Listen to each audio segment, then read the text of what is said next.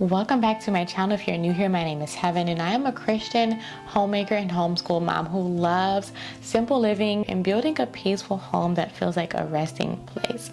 And today we're talking about something that has truly changed my life, and I do not say that lightly. We're talking about decluttering, because decluttering is not just about getting rid of stuff. Decluttering is about removing what is distracting you from the life that God is calling you to live. Here is the truth that nobody talks about, and that is that clutter doesn't just take up space in your home.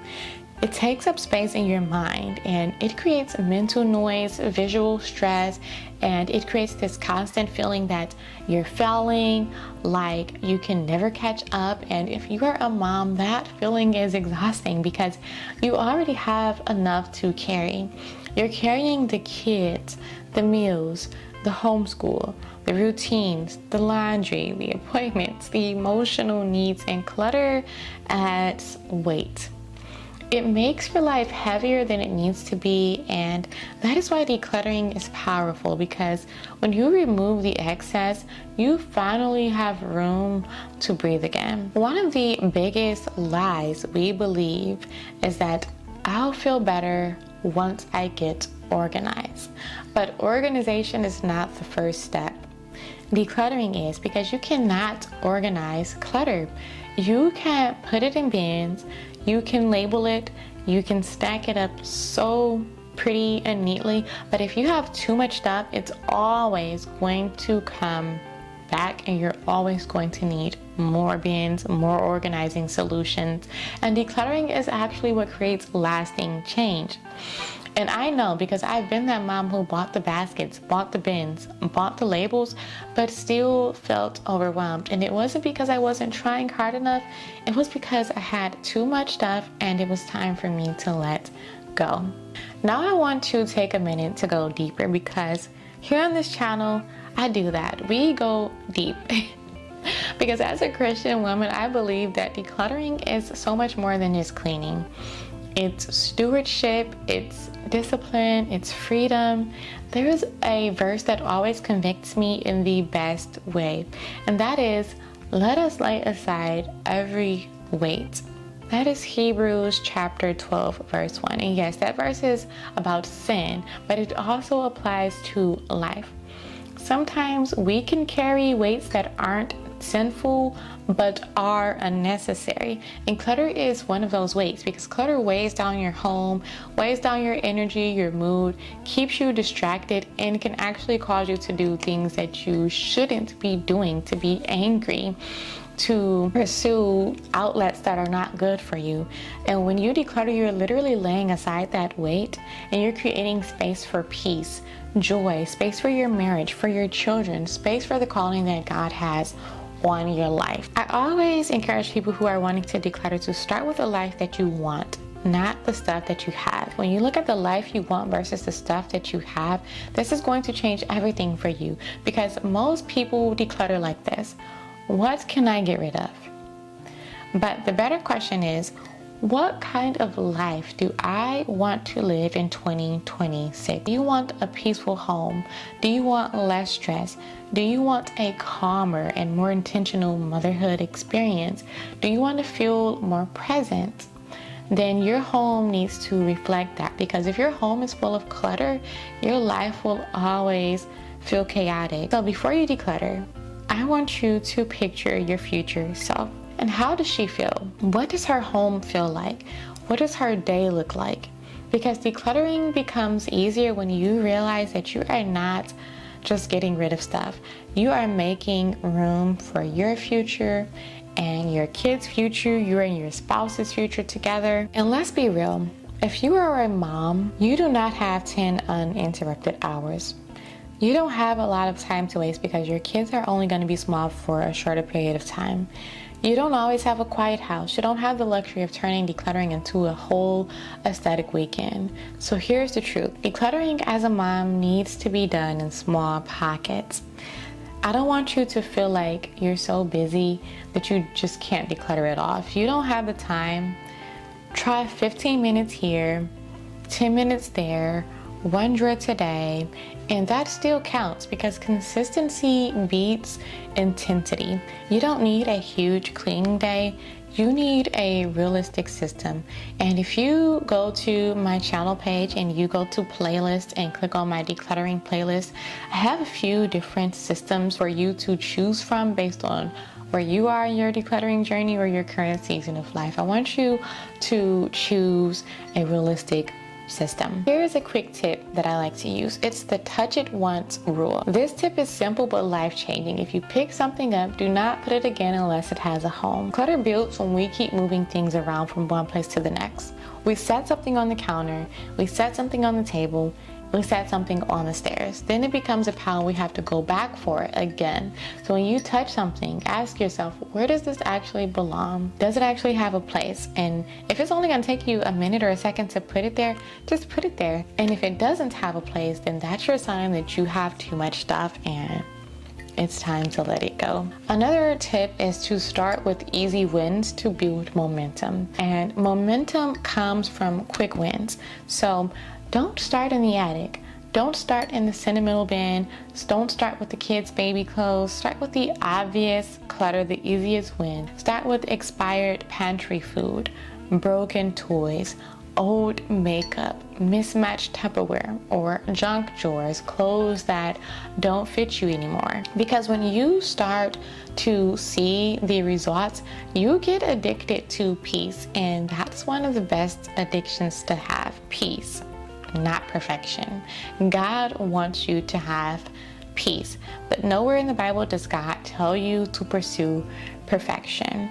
But once you taste peace, you are not gonna want to go back, and you have to trust me on this. When I started decluttering, I had no idea what I was getting myself into. I began pursuing minimalism. I started pursuing slow living, and this all became a lifestyle because the feeling was just too good to go back. So stop seeking things for a fantasy life. This is the one that hits the deepest. And you guys know that I'm a Disney girly. If you've been here a while, I love, the Disney parks. I got the whole Bath and Body Works Disney Princess collection. Love me a good fantasy movie. But so many of us hold on to clutter because we're holding on to a fantasy version of ourselves. We keep clothes for the body that we used to have, hobbies that we don't actually do, home decor that doesn't match our home, items that we bought because influencers said that we needed them. Let me be the first influencer to say you don't need it. Things that we feel guilty getting rid of, but decluttering requires honesty. And if you want your real life to improve, you have to stop living for the fantasy life, because your home is meant to support you. It's meant to support your real season, not your imaginary one. This next rule or tip that I like to use, I've mentioned it here on the channel a couple of times before, and that is the 1 in, 1 out rule. It's one of my favorite rules. I feel like it's kind of fun because decluttering one time is great, but the goal is to stay decluttered. And so here is a rule that I live by. If something new comes in, something old must go out. New shoes, old shoes donated. New kids' toys, an old toy has to go. New kitchen gadget, an old one has to leave. Because clutter comes back when we keep bringing things in without boundaries. And again, this is if you are decluttering. This is not if you've just moved into your home and you're still in the process of getting the things that you need. This is you had everything that you need, and then you began decluttering, and now you decide, I want to buy something new. Find something old to go out. It could be just anything, but 1 in, 1 out, okay? You buy a new dress, get rid of a dress that you don't like, because chances are if you're buying a new dress, it's because you don't have enough that you actually like, So buy one, get rid of one. Now let's talk about a type of clutter that nobody talks about, and that's time clutter, because you can declutter your entire house and still feel overwhelmed. If your calendar is full of things that drain you, your life will still feel chaotic. So decluttering in 2026 also means saying no more often, protecting your mornings, simplifying commitments, removing distractions, cutting down screen time. And I know that this is hard, but you cannot have a peaceful home with a chaotic schedule. Now, here is something that I wish someone would have told me earlier, and that is that cleaning is not hard because you are lazy. Cleaning is usually hard because you just have too much to manage. You have too many clothes to fold, you have too many toys to put away, you have too many kitchen items, you have too many random piles to sort through, and decluttering makes cleaning so much easier. And that's why it transforms your life, because you stop feeling like you're cleaning all day long, and you can actually clean your home quickly and enjoy your family instead. When I began decluttering and minimizing, I was really determined to be able to clean my entire 3-story home within 1 hour, like really deep cleaning. This was just like a challenge I was challenging myself to, and if I couldn't clean my entire 3-story home in 1 hour or less, then I felt like I needed to get back to the drawing board and declutter more. We had a living room, a family room, our basement had an office, a gym, a laundry room. We also had 2 bathrooms, we had 3 bedrooms, a garage, a kitchen with an eating area, and I was determined to be able to deep clean that entire home in 1 hour. That is how far I really took it. It wasn't even as deep and as hard as it sounds, but it was a very fun challenge. I set the boundary, I set the expectation, I set the limitation, and that is what I set out to do, because I knew that that was something that I wanted to be able to attain. So if you are watching this video and you're thinking, okay, I need this, but I don't even know where to start, I want you to make sure that you join my newsletter down below, because I have a free resource for you. It is my 30 Day to a Peaceful Home and Heart guide that walks you through everything, what to declutter day by day in your entire life, not just in your home, physically, emotionally, mentally, and it is designed for busy moms and homemakers who want peace without feeling overwhelmed. So the link is in the description box, and comment down below 2026 reset so that I know that you are committing to a new start this year. I want to challenge you to start decluttering where you feel stressed the most. If you want the biggest transformation fast, declutter the areas that stress you out every day. For most moms or homemakers, it's the kitchen counters, the living room, the entryway, the laundry room, and the bathroom, because these are high traffic areas that gets used every single day. And when these areas feel calm, your whole life is going to feel calmer. Even if the bedrooms are messy, even if the closets aren't perfect yet, start where your life happens. Now, one of the biggest tips for overwhelmed mom is to declutter your mind with a brain dump. And I love this, even if it's just 5 minutes outside. What I would do is take a notebook and write down everything I'm thinking about. And I try to do this, like I said, even if it's just 5 minutes, everything I'm thinking about: appointments, groceries, bills, homeschool plans, house project, content creation, things that you forgot about, and organize it into categories, and suddenly you are going to feel lighter, because decluttering is not just physical, it's also mental. So try a brain dump, even if you have to take a notebook in the bathroom with you for 5 minutes before you get in the shower. All right, next is stop saving things just in case, because this is another clutter trap. We keep things just in case because we fear needing them again later, but most of the time that later never comes. And even if it does, the peace you gain now is worth more than the item that you might need someday. Your home is not a storage unit. Your home is meant to be lived in. Another reason why many moms or homemakers stay stuck is because donation piles will sit around forever. And I am guilty of this. So here's what I want you to do. Keep a donation box in a closet or laundry room at all times. And when you find something that you don't need, just drop it in there immediately.